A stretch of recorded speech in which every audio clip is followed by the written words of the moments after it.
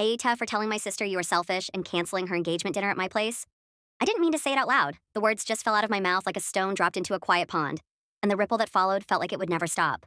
You're selfish, I said, standing in my own kitchen with my sister's engagement ring glittering under the pendant light. And in that moment, I knew I'd crossed a line we'd been circling for years. Maya's face went still. Not angry, not hurt, just blank like she'd been waiting for this verdict all along.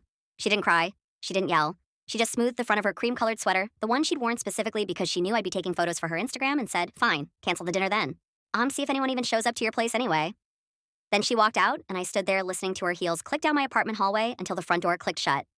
I didn't follow her.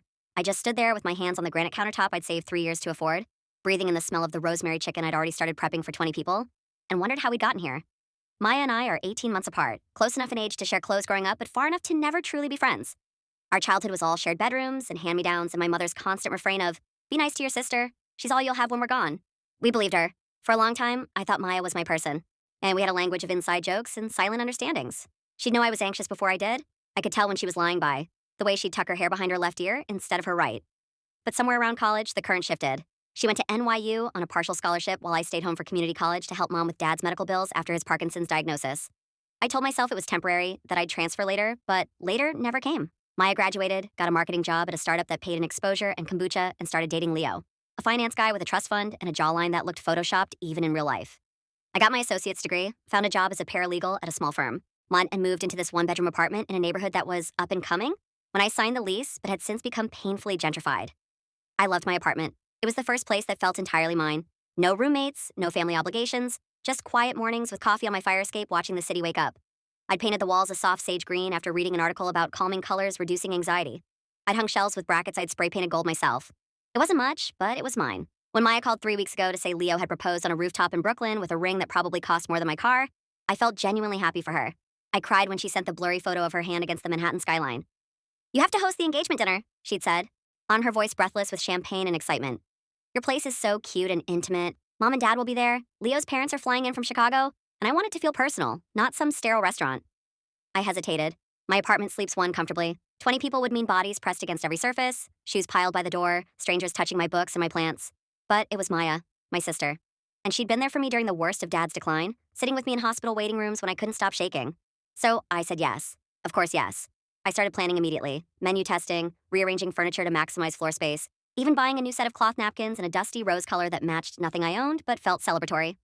The first crack appeared last Tuesday. Maya texted at 9:13 p.m., "Hey, can you make the menu vegan? Leo's mom is vegan now, and she gets really uncomfortable when meat is around, like even the smell. Also, his sister is gluten-free, so maybe no bread?" I stared at my phone. I'd already bought the chicken. I'd planned a menu built around it: rosemary roasted chicken, garlic mashed potatoes, roasted carrots with honey. Simple, elegant, doable for one person to execute while hosting. "I can do a separate vegan entree," I texted back, "but the main dish will have meat. It's already purchased." Her reply came instantly. "It's not really about the food, though. It's about making his family feel welcome on this huge night for us." "You get that, right?" I felt my shoulders tighten. I typed 3 different responses and deleted them all before settling on, "I'll figure something out." Now, that night, I lay awake until 2 a.m. scrolling vegan recipes, my stomach churning with a resentment I immediately felt guilty for. "She's getting married. This is important. Don't be difficult." Then came the guest list expansion. Originally 20, then 22 when Leo's cousin, who's basically family, needed to come, then 25 when Maya decided her new coworker, Sarah, has been so supportive during the planning and deserved an invite. I didn't push back. I just recalculated portions, added another bag of potatoes to my grocery list, told myself it was fine. But on Friday, Maya showed up unannounced at my door holding 2 iced coffees. "Surprise," she said, breezing past me before I could even process her presence. She set the coffees on my counter. Wrong order. I take mine black. And she knows this, and immediately started rearranging my living room. "We need to move this bookshelf against the wall here," she said, straining against the heavy oak piece. "And the couch has to go completely. We'll just have floor seating with pillows. It'll be so boho chic." I stood frozen by the door, still holding my keys. "Maya, that's my entire seating area. People can't sit on the floor for a 3-hour dinner."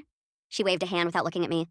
"It's fine. Everyone will love it. Oh, and I was thinking, we should do a color scheme. Dusty rose and sage green. Your walls are already sage perfect. I'll bring rose pillows and table runners." My walls. My apartment. My carefully chosen color that had taken me 6 sample pots to decide on. She was treating my home like a venue she'd rented on Pier Space. Then I finally spoke up when she started opening my cabinets. "What are you doing?" She pulled out my good plates, the set Mom gave me when I moved in, white with a delicate blue trim. "These are cute, but too formal. We need something earthy. Terracotta bowls, maybe? I can order some on Amazon Prime. Get here tomorrow." "Those are my plates," I said, my voice quieter than I intended. "I was planning to use them." She finally looked at me then, really looked at me, and her expression shifted into something I recognized from childhood. The look she got when she knew she was pushing too far, but was going to do it anyway because she wanted what she wanted. Bree, it's one night. One night out of your whole life. This is the biggest moment of my life. Don't you want it to be perfect? And there it was. The weaponized guilt. The implication that my discomfort was petty compared to her joy. I felt tears prick my eyes and hated myself for it. Of course I want it to be perfect, I whispered. She smiled, kissed my cheek, and said she'd handle the terracotta bowls. When she left, I sat on my floor surrounded by the life I'd built for myself and felt completely invisible.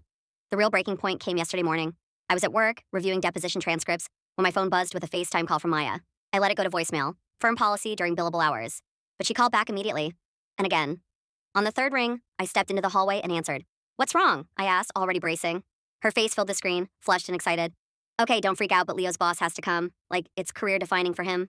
Oh, and his wife. So, we're at 27 now. But here's the thing. She paused for dramatic effect. His boss is super into astrology and crystals and stuff. He literally won't eat food that's been prepared in a space with negative energy. So, we need to sage the entire apartment before people arrive.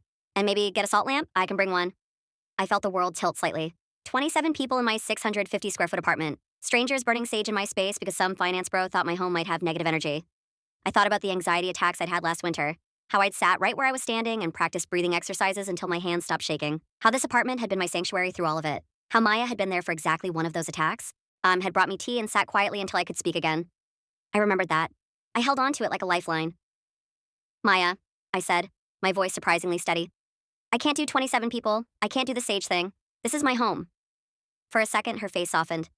I saw my sister there, the one who'd held my hair back when I was sick at 16, who'd driven 3 hours to bring me soup when I had mono in college. Bree, she said softly. I know it's a lot, but it's one night. Just one night for me. And in that moment, I saw the pattern laid bare. Her needs were events. Mine were inconveniences. Her joy was paramount. My peace was negotiable. The resentment I'd been swallowing for weeks rose up like bile. No, I heard myself say, it's not just one night. It's never just one night with you. It's always my space, my time, my energy that has to bend for your big moment. Her face hardened. Wow. Okay, so you're going to ruin my engagement dinner because you're stressed about your tiny apartment? It's not tiny, I said, the words sharp before I could stop them. It's mine, and you don't get to treat it like a party rental just because you're getting married. Silence stretched between us on the call. Then she said, quiet and venomous, you've always been jealous that my life turned out better than yours? And that's when I said it. The thing I can't take back. No, I said. I'm not jealous. I'm just tired of watching you take and take and take without ever once asking what I need. You're selfish, Maya, and I'm canceling the dinner. I ended the call before she could respond. My hands were shaking so badly I had to lean against the wall. I knew it was over then. Not just the dinner, something bigger. Something we'd spent 32 years building had just shattered in a 60-second phone call, and I was the one who'd swung the hammer. My phone started buzzing before I even made it back to my desk. Not a call, texts, 3 of them, rapid fire from my mother. Brianna, what is going on? Maya is crying, followed by, please call me right now, and then your father is very upset. I stared at the screen until the notifications faded to gray. My throat felt tight, like I'd swallowed something sharp. I should have known Maya would go straight to Mom. She always did. When we were kids and I tattled about her stealing my lip gloss, she'd run to Mom first with a preemptive sob story about how I'd accused her of things she didn't do. She'd perfected the art of being the wounded party before the actual wound even happened. I didn't call Mom back. Not then. I sat through the rest of my workday moving through motions like a ghost, filing documents with trembling hands, missing a typo in a legal brief that my supervisor, Linda, had to catch. You okay, hun? She asked, peering over my shoulder at 3:47 p.m. You've been quiet today. I forced a smile. Just family stuff, she nodded knowingly. Linda's daughter was getting married in 6 months, and she'd spent the last 3 weeks showing me Pinterest boards for centerpieces. Wedding planning, she sighed, shaking her head, brings out the best and worst in people. I almost laughed. She had no idea. The drive home was a blur of red lights and honking cabs. I kept replaying the FaceTime call in my head, I dissecting every word like evidence. You've always been jealous that my life turned out better than yours? Had she really said that? Or had I imagined the venom in her voice? By the time I parked my dented Honda Civic in its usual spot 2 blocks from my building, I'd convinced myself I'd overreacted. Maybe I had been selfish. Maybe it really was just one night. I sat in the car for 10 minutes with the engine off, watching an elderly couple walk their tiny dog down the sidewalk, their hands linked. What was wrong with me that I couldn't give my sister this one thing? I walked into my apartment and immediately smelled the rosemary chicken I'd left marinating in the fridge. The scent, usually comforting, now felt accusatory. I opened the fridge and stared at the raw chicken breasts nestled in their glass dish, at the herbs darkening the olive oil. 27 people. 27 plates to wash. 27 strangers tracking dirt on my light-colored rug. I thought about Leo's boss with his crystals and his judgment about negative energy. Did he know my father had Parkinson's? Did he know I'd spent last winter crying on this very kitchen floor after getting a call from the nursing home saying Dad had fallen again? Was that the negative energy he'd be cleansing from my space? The residue of real life? My phone buzzed again. This time, it was Dad. I answered on the second ring. Brie Bear, he said, his voice slower now, the Parkinson's making each word deliberate. Your mother says there's trouble with the girls. I closed my eyes. Dad never took sides. Never. I mean, even when Maya had borrowed my car in college and returned it with a dent she blamed on a shopping cart, Dad had just sighed and said, Sisters fight. Sisters make up. But hearing his voice now, thick with disappointment, undid me. I didn't mean to cause trouble, Dad, I whispered, my voice cracking. Maya wanted to change everything. The menu, the furniture, even how I decorated. She wanted to sage the apartment because Leo's boss is into crystals. I heard him exhale slowly. A sound I knew meant he was choosing his words carefully. Maya's excited, baby. Engagement's a big deal. Maybe you could bend a little. And just like that, the ground fell out from under me. My own father, who'd watched me sacrifice college to help with his medical bills, was asking me to bend. For Maya. Again. And I hung up after promising to. Think about it, my hands shaking so badly I nearly dropped the phone. I opened my laptop and went to Facebook. A mistake I immediately regretted. There it was. A post from Maya, time-stamped 40 minutes ago. A photo of her and Leo on a park bench, golden hour lighting making them look like stock photo models. The caption read, Engagement bliss with my person. Some people don't understand what it means to show up for the ones you love on the biggest days of their lives. But I'm learning to let go of expectations. Love you anyway, sis. No tags, no direct mentions, but the subtweet was so obvious it might as well have had my name in bold caps. Comments were already flooding in. Who hurt you, queen? Nan, family can be so disappointing sometimes, and my personal favorite from her friend Chloe. Remember when you let Brie borrow your favorite sweater in high school and she spilled wine on it and never replaced it? Some people never change. I hadn't borrowed that sweater. She'd left it at my place after a party, and I'd washed it 3 times trying to get the wine out. She'd taken it back damp and declared it ruined. But that wasn't the point. The point was the narrative was already forming. Maya, the radiant bride-to-be, wronged by her bitter, jealous sister. I spent the next hour drafting and deleting text to Maya. I'm sorry, but no, you crossed the line too. Delete. Can we talk? Too weak. You're manipulating everyone? Too aggressive. I finally settled on nothing. Silence felt like the only power I had left. At 7:03 p.m., my doorbell rang. I froze, my heart hammering against my ribs. Through the peephole, I saw Mom standing in the hallway holding a casserole dish covered in foil. Of course, the universal mom signal for, we need to talk, but I'm bringing food, so you can't refuse me. I considered not answering. But it was Mom. She'd driven 45 minutes from Jersey in rush hour traffic.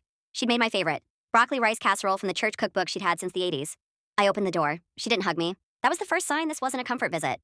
She walked straight to my kitchen, set the casserole on the counter with a thud that made my dishes rattle, and turned to face me with her arms crossed. Her face was tight, the way it got when she was trying not to cry. What happened today, Brianna? She asked, her voice low. I told her everything. The vegan demands, the guest list inflation, the furniture rearranging, the sage request. I tried to keep my tone even, factual, but my voice kept rising when I got to the part about Leo's boss and the negative energy. Mom listened without interrupting, but her expression never softened. When I finished, she just shook her head slowly. You canceled her engagement dinner, she said flatly. Over sage. It wasn't just the sage, I insisted, my throat closing up. It was everything. It was never about what I wanted or what was reasonable for my space. It was all about her vision. Mom's eyes glistened. Do you remember when you turned 25 and wanted to throw that birthday party here? And Maya dropped everything to help you? She spent 3 days making those paper flowers you wanted hanging from the ceiling. No, she didn't complain once when you changed the menu 3 times. I did remember. I also remembered Maya spending most of that party on her phone and complaining for weeks afterward about how much work it had been. But I didn't say that, because Mom wasn't here for nuance. She was here for a verdict. She called me crying, Mom said, her voice breaking. Said you told her she was selfish. Said you've always been jealous of her. I felt the air leave my lungs. I never said I was jealous. You called her selfish in the middle of her engagement celebration. What did you expect her to feel? I looked around my apartment, at the shelves I'd built, the rug I'd saved for, the fire escape where I drank my morning coffee watching the world wake up without me in it. This space had held me together when Dad got sick. None when my long-term boyfriend left me for his Pilates instructor. When I realized I might never have the kind of life Maya seemed to effortlessly glide into. And now my own mother was standing in it, making me feel like a monster for wanting to protect it. I'm not canceling because I'm jealous, I said, my voice barely audible. I'm canceling because she treated my home like it didn't matter. Mom reached out and touched my arm, her hand warm and familiar. Homes can be cleaned, furniture can be moved back, but hurt feelings?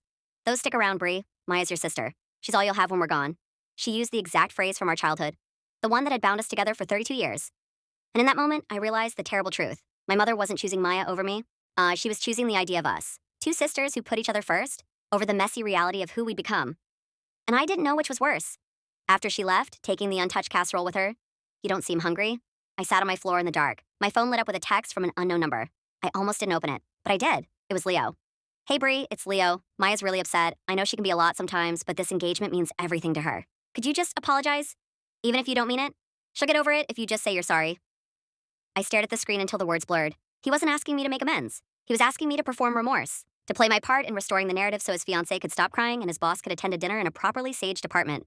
I didn't reply. I just turned off my phone, lay down on the hardwood floor, and let the silence of my apartment swallow me whole. For the first time since this started, the quiet didn't feel peaceful. It felt like abandonment. I didn't sleep that night. I lay in bed staring at the ceiling cracks I knew by heart, the one that looked like Italy near the light fixture, the hairline fracture above the door that had appeared after the super fixed the radiator last winter. My mind raced in circles, replaying every fight Maya and I had ever had, searching for the exact moment we'd stopped being allies and started keeping score. Was it when she got the car for her 16th birthday and I got a bus pass? When she left for NYU and I stayed home to help with Dad? Or was it slower? Then quieter, 1,000 tiny withdrawals from an account I didn't realize was running dry until the overdraft fee hit? By 5:30 a.m., I'd given up on sleep. I made coffee and sat on the fire escape as the sky shifted from black to bruised purple.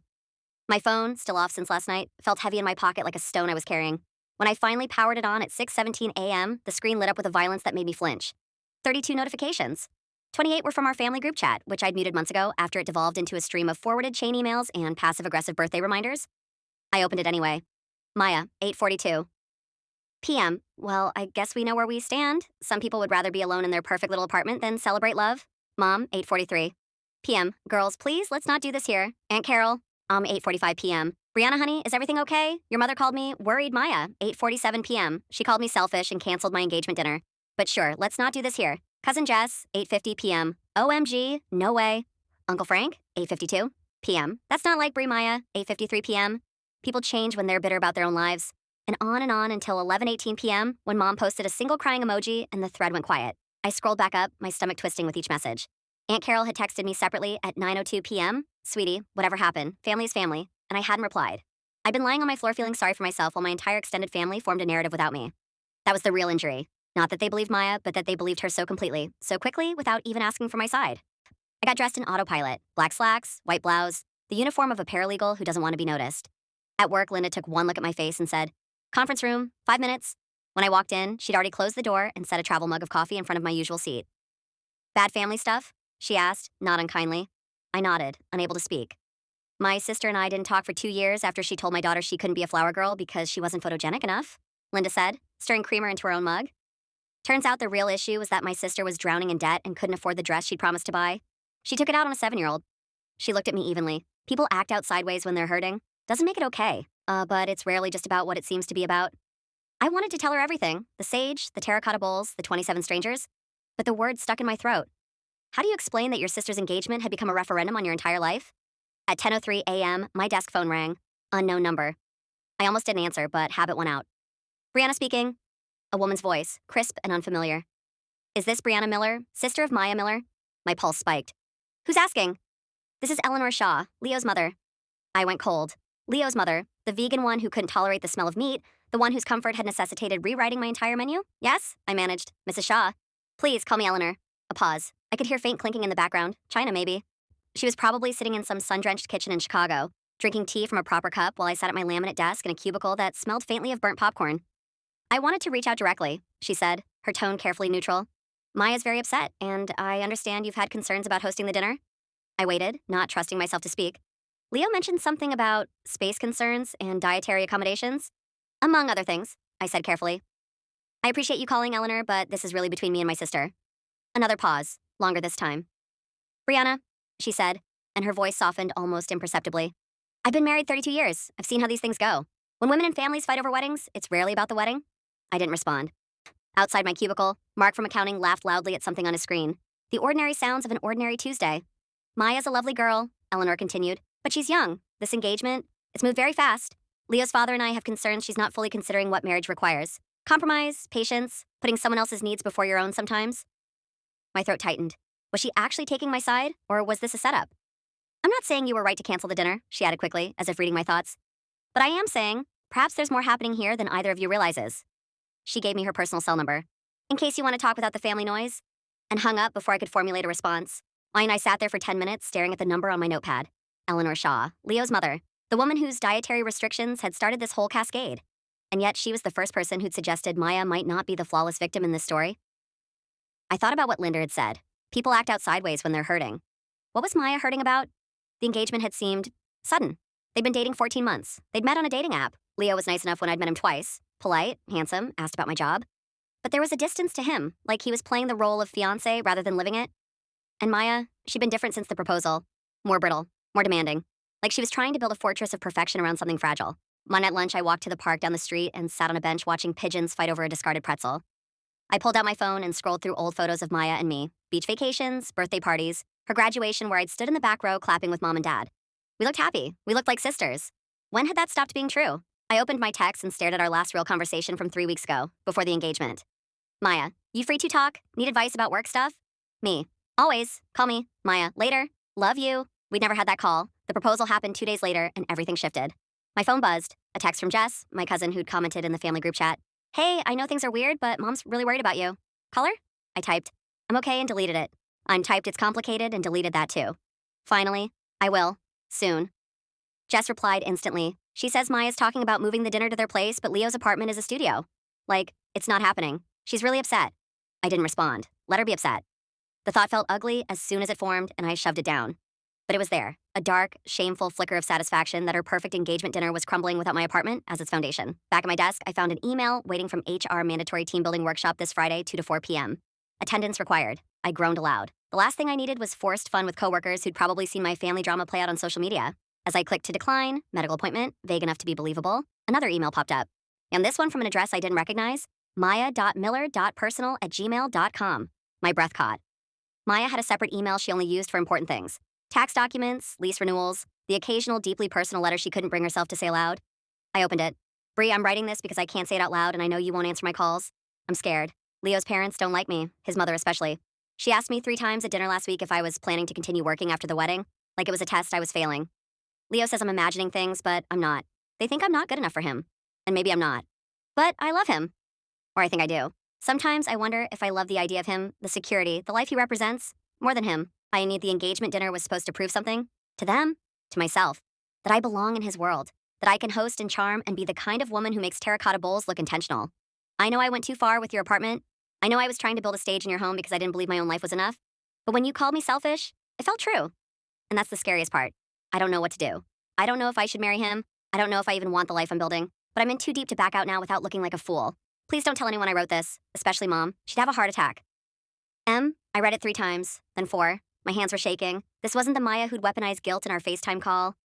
This was the girl who'd called me at 2 a.m. during finals week sophomore year because she thought she'd failed her chemistry exam. The one who'd held my hand when we put our childhood dog down. Raw, afraid, real. And she'd trusted me with it. After everything. After I'd called her selfish and canceled her dinner, she'd still reached out with her throat bare. I started typing a reply immediately. I'm here. We'll figure this out. But I stopped myself. Because the truth was, I didn't know if I could be her person right now. Not after last night. Not when my own hurt was still so fresh and sharp. And wasn't that the real tragedy? That we'd both become so wounded we couldn't tend to each other's wounds anymore. I closed the email without replying. And in that moment, I understood something terrible. The fight wasn't about an engagement dinner at all. It was about 2 sisters who'd forgotten how to be soft with each other. And I didn't know how to fix that. Not with terracotta bowls or sage or even apologies. Some fractures once made change the entire structure of what's built around them. You can patch the crack, but the weight will always settle differently afterward. I sat at my desk as afternoon light slanted across my keyboard, and for the first time, I wondered if we'd already passed the point where patching was possible. I didn't reply to Maya's email. Not that day, not the next. I told myself I needed time to process, to sit with the weight of her confession before responding, but the truth was messier. I was afraid that if I reached out too quickly, I'd lose whatever fragile leverage I still had in this fight. And worse, I was afraid that if I forgave her too easily, she'd forget how much she'd hurt me, that she'd slip back into the pattern of taking and taking without ever really seeing me. So I sat with her vulnerability like it was a hot coal in my hands, neither dropping it nor letting it warm me. Thursday morning arrived with a text from Mom at 7:02 a.m. Your Aunt Carol is offering to host the dinner at her house. 45 people max? She says it's no trouble. 45. The number landed like a physical blow. Maya had somehow doubled the guest list in 2 days. I didn't respond. At work, I moved through tasks with a numb efficiency that Linda noticed immediately. You're quiet today, she said, dropping a file on my desk. Quieter than Tuesday. I forced a smile. Nah, family stuff. She studied me for a long moment, then said quietly, my sister and I made up after 18 months of silence. Know what did it? I stopped waiting for her to apologize first. She walked away before I could respond, leaving me with the uncomfortable truth that I was waiting. For what exactly? For Maya to grovel? For Mom to see my side? For the universe to validate my hurt? At 11:47 a.m., my phone rang. Unknown number again. I almost sent it to voicemail, but something made me answer. Brianna Miller? A man's voice asked. Professional. Clipped. This is David Chen from Chen & Associates. I'm Leo's attorney. My blood ran cold. An attorney. For an engagement dinner dispute. The absurdity of it almost made me laugh. What can I do for you, Mr. Chen? I asked, keeping my voice neutral. Leo's concerned about potential liability issues regarding the canceled event, he said, as if reading from a script. Specifically, non-refundable deposits paid to vendors that were contingent on your apartment being the venue. I blinked. Vendors? What vendors? The caterer, he said, and the florist, and the photographer Maya hired to document the evening. Total non-refundable deposits amount to $2,300. I felt the room tilt. Maya hired vendors for a dinner at my apartment without discussing it with me. She believed the venue was confirmed, he said smoothly, given your prior agreement to host. Prior agreement, before the vegan demands, the furniture rearranging, the sage. Before I'd said no. I never agreed to accommodate 27 people or outside vendors, I said, my voice rising despite myself. I agreed to host a family dinner. There's a difference. He was silent for a beat. I'm just the messenger, Ms. Miller. Leo feels the deposits should be split between you and Maya since the event was planned in good faith. I hung up without saying goodbye. My hands were shaking so badly, I had to set my phone down on the desk. $2,300. For a dinner I'd never agreed to host in that form. For vendors I'd never approved. This wasn't about hurt feelings anymore. This was financial coercion dressed up as legal concern. I spent the next hour doing something I'd never done before. I Googled verbal agreement venue cancellation rights and small claims court roommate dispute. Not that Maya was my roommate, but the principle felt similar. Someone claiming ownership over my space without consent. I found myself on Reddit, scrolling through r/legal advice threads about boundary violations and emotional manipulation. And there, in the comments of a post titled, AITA for refusing to let my sister throw a baby shower at my house after she redecorated without asking, I saw it. A pattern. Dozens of stories just like mine. Sisters, mothers, cousins who treated other people's homes as extensions of their own entitlement. And underneath each story, the same refrain from commenters: you're not obligated to sacrifice your peace for someone else's celebration. Your home is yours. The validation should have felt good. Instead, it felt hollow. Because reading those stories, I saw how easily our situation could be flattened into a morality tale, selfish sister versus my entitled sister, with no room for the messy truth that Maya was scared and I was hurt, and neither of us knew how to bridge the gap without losing ourselves in the process. At 2:15 p.m., my desk phone rang again. This time, it was Mom. I let it go to voicemail. She called back immediately. And again. On the third ring, I answered. Bree, we need to talk about this vendor situation, she said without greeting. Leo's lawyer called your father. Of course he had, going over my head to the man with Parkinson's who struggled to sign his own name some days. There is no vendor situation, I said, my voice tight. Maya hired people without my consent for an event. I explicitly said I couldn't host in that form. I'm not paying for her poor planning. Mom's sigh was heavy with disappointment. It's not about the money, Brianna. It's about character. When you agree to do something for family, you follow through. I agreed to host a dinner, I said, each word precise. I did not agree to host a catered event for 45 people with photographers and floral arrangements. There's a difference. Silence stretched between us, then quietly. Your father had to take his medication early because of the stress. He's resting now. The guilt hit me like a physical force. Dad, his tremors worsening because his daughters were fighting over an engagement dinner? I closed my eyes. I'm sorry Dad's upset, I said. But I'm not paying money I don't owe because someone made assumptions about my space. I hung up before she could respond. And in that moment, something shifted inside me. Not a hardening, exactly, but a clarification. I wasn't going to be manipulated into silence anymore. Not by Maya's tears, not by Mom's guilt trips, not by Leo's lawyer threatening small claims court over $2,300. My apartment was mine. My boundaries were mine. And if protecting them made me the villain in their story, then so be it. I spent my lunch break drafting an email, not to Maya, not to Mom, but to Eleanor Shaw, Leo's mother, the woman who'd hinted that Maya might be in over her head. I wrote carefully, without accusation. Dear Eleanor, thank you for reaching out the other day. I wanted to share something that's been weighing on me. Maya confided in me that she's feeling pressure about the engagement, particularly from your family. I don't know if that's accurate, but I'm concerned she may be moving forward with the wedding for reasons that aren't entirely her own. I care about my sister deeply, even when we're at odds. Yeah, and I'd hate to see her make a lifelong commitment from a place of insecurity. I'm not asking you to intervene, just to be gentle with her. She's trying so hard to be enough. I hit send before I could overthink it.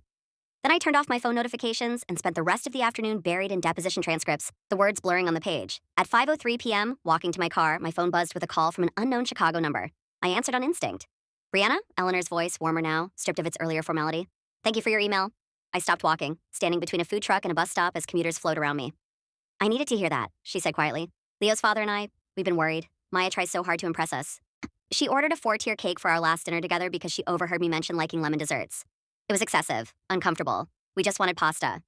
I didn't know what to say. She thinks we don't approve of her, Eleanor continued. The truth is, we're worried she doesn't approve of herself, that she's marrying our son to become someone she thinks she should be, rather than who she actually is. A car horn blared nearby. I shifted the phone to my other ear. Why are you telling me this? I asked. Because someone needs to tell her it's okay to be uncertain, Eleanor said. And it clearly can't be me, or Leo. But maybe it could be you. She paused. Also, I told Leo I wouldn't attend the engagement dinner if it proceeded under these circumstances. I suggested they postpone the wedding planning until Maya has a real conversation about what she actually wants. He wasn't happy. My breath caught. Eleanor had drawn a line. For Maya, for me, for reasons I didn't fully understand, but felt in my bones were more complicated than simple maternal concern. I got in my car and sat with the engine off, the city sounds muffled through the windows. For the first time in days, I didn't feel alone in this fight. Someone else saw the cracks in Maya's perfect facade. Someone else understood this wasn't really about an apartment, or a dinner, or even $2,300 in deposits. It was about a young woman building a life on quicksand and calling it solid ground, and it was about her sister, standing on firm earth but too hurt to reach out a hand. My phone buzzed again, wanting a text from Maya. Mom says you're refusing to pay for the vendors. Is that true? I stared at the screen. The old me would have crafted a careful reply, explanatory, conciliatory, eager to prove I wasn't the monster they thought I was. But the old me had been swallowing her truth for 32 years. I typed 3 words and hit send before I could edit them. Talk to Eleanor. The silence that followed felt different this time. Not empty, but charged. Like the moment after lightning strikes, when the air hums with the promise of rain. I started my car and drove home through rush hour traffic, my hands steady on the wheel. Whatever came next, I wouldn't be navigating it alone. And for the first time since that FaceTime call, I felt something dangerously close to hope. I didn't hear from Maya for 36 hours after I texted Talk to Eleanor, and the silence was heavier than the fighting had been, charged with everything left unsaid. I went through the motions of my life. Work, grocery shopping, watering my plants on the fire escape, but I moved through my apartment like a guest in my own home, hyper-aware of every object Maya had wanted to change.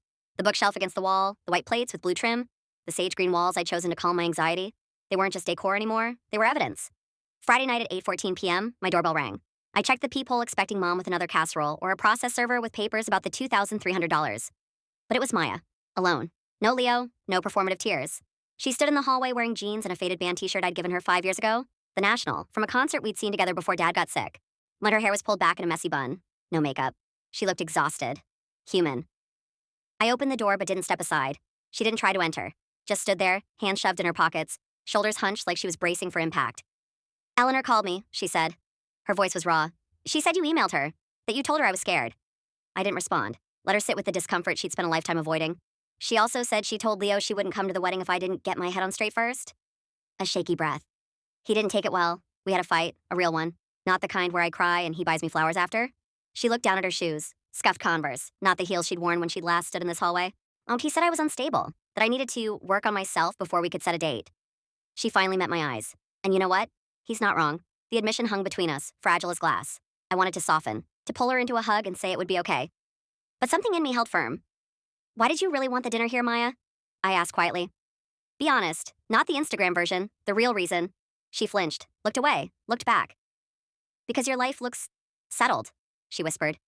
You have this apartment, this job. You sit on your fire escape every morning with coffee like you've figured something out.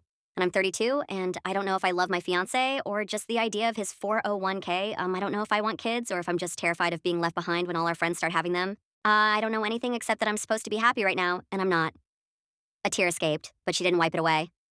I wanted to throw a perfect dinner in your perfect apartment to prove I was okay. To you, to Mom and Dad, to myself.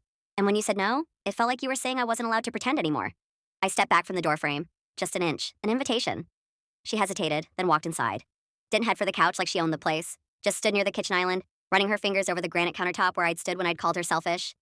I'm not paying for the vendors, I said. Not unkindly, just factually. But I'll host a real dinner, 10 people max, just family. No photographers, no sage. We'll eat the rosemary chicken I already bought. And if you want to talk about whether you should marry Leo, we can do that too. She nodded, fresh tears falling. I canceled the vendors this morning, she said. Used money from my emergency fund. It hurt, but it felt honest. She looked around the apartment, not with criticism this time, but with something like wonder. Your place really is beautiful, Brie. I was so busy trying to make it look like something else I forgot to see what it actually was. We didn't hug that night. We didn't declare everything fixed.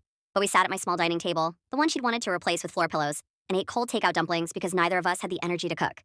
We talked for 3 hours. About Leo's emotional unavailability. About Mom's quiet disappointment that neither of us had given her grandchildren yet.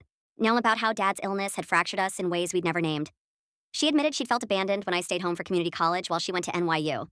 Not because I'd chosen Dad over her, but because she'd been so lonely in that dorm room, she'd started dating a guy who treated her like an accessory.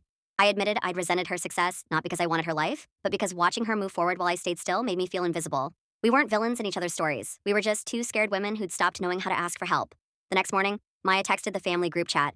Postponing engagement celebrations to focus on personal growth. Love you all. No explanations, no blame. Just a boundary, clean and firm. Mom called me crying. Not with disappointment this time, but relief. Ma, you talked to her, she said. You actually got through. I didn't correct her. Some truths are too complicated for a phone call. 6 months later, I sat on my fire escape watching the sunrise, a steaming mug in my hands. Maya's wedding was off. Not dramatically, not with lawyers or screaming matches, but quietly, over coffee at a diner where they both admitted they were building a life on a foundation of shoulds instead of wants. She'd started therapy, taken a job at a nonprofit that paid less but made her feel useful. We still fought sometimes about whose turn it was to visit dad, about mom's passive aggressive comments about our dating lives. But now we fought clean. No weapons, no audience. Just two sisters learning how to be in the same room without one of us disappearing. My phone buzzed on the cushion beside me. When a text from Maya, "You up? Brought bagels." I smiled, typed back, "Fire escape. Come up." I heard her footsteps in the hallway a minute later, the familiar click of my lock turning. She emerged onto the fire escape with two paper bags and a travel mug, her hair windblown, her face bare and peaceful in the morning light. She handed me a bagel, everything, toasted, exactly how I liked it, and sat beside me without speaking. We watched the city wake up together, shoulders touching, the silence between us no longer heavy but full. Like a room finally furnished with truth. "I'm thinking of getting a cat," she said after a while. "But my lease says no pets." I took a sip of coffee. "My lease says one pet." She looked at me, eyes crinkling at the corners. "Yeah?" "Yeah." We sat there as the sun cleared the rooftops, warming our faces. Two sisters. And not perfect, not fixed, but present. And for the first time in years, that was enough. The apartment was still mine, but I wasn't alone in it anymore. And some boundaries I realized aren't walls. They're doorways waiting for someone you love to knock.